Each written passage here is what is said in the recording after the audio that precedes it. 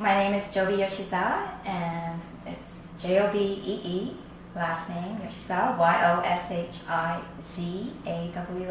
Oh, I was so close when I wrote it down. I didn't have the Z in there. And what company are you with? I'm with Mitsu Model Management, and I scout for fashion models for the Asian market in Japan, Hong Kong, China, and Taipei, Okay. or Taiwan. You can go ahead and talk to me. We pretend they're not there all the time. Okay. Alrighty, so talk to me a little bit about the Asian market and what specifically are you looking at that might differ from over here in America? The Asian market is a commercial catalog market. It's not any different. It's a commercial catalog market where they will shoot sort of like JCPenney magazines and that type of work. It's I guess compared to editorial is more fashion magazines like your Vogue, Cosmopolitan. That's where this is just straight work, and the girls will work, for a day, and they'll do, it can be anywhere from 80 cuts to 100 cuts a day, which means that they would have to change very quickly and look good on set all the time. So what is the difference in the look of the model between the commercial and the editorial? Commercial catalog models are generally very generic, very natural, where they're selling a product, and so that the products are relatable to the customers.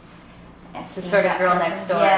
Yeah, fresh, young, natural type of models. For that, great. Now, someone coming into the industry that doesn't know a lot, what is something that might surprise them? It's always not the prettiest face that will make a model. It's a beauty inside. We say, generally the model agents will say it's 80% the beauty inside versus the physical beauty. That's important, as well as the height, the body proportioning, but also it's 80% of their personality. Because if you can't sell to the agents, the customer, you aren't going to work. So there might be Susie Q, who's really, really pretty, beautiful complexion, but just personality-wise, she doesn't have that energy. She won't sell. If you take someone who has maybe a little bit of a different flaw in her, but she's got that beauty inside, that will overcome it, and she can sell. So that's, that a lot of people have that, I guess, idea that models have to be perfect, and there's no such thing as a perfect model. You just have to work with your personality and work with the flaws that you have, and work. And work, hopefully work. So why do you do what you do? What keeps it fresh for you every day?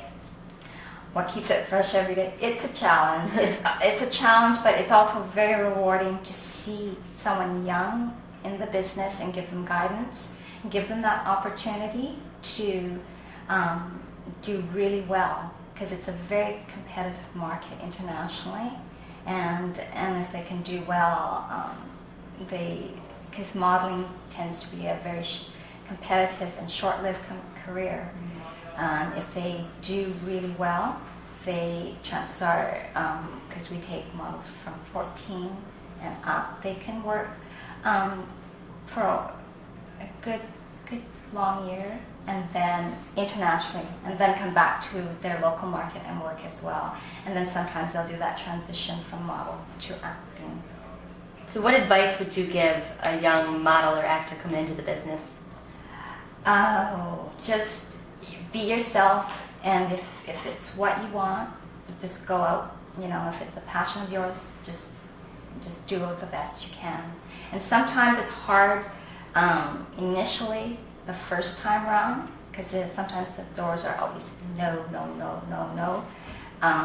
Just keep persevering, because that one door will open and give you that opportunity. Okay. Now, I asked the lady before you, when those doors keep saying no, no, no, is there ever a time where you finally say, maybe this isn't for you? You have to listen to what the agents are saying to you. If a lot of them say, you just, it's not the right avenue for you, there are other industries that you should go into. They should listen and follow through. They can be a makeup artist, they can be a photographer, other assistant. They can even try and work back in management as well. And so there are a lot of different types of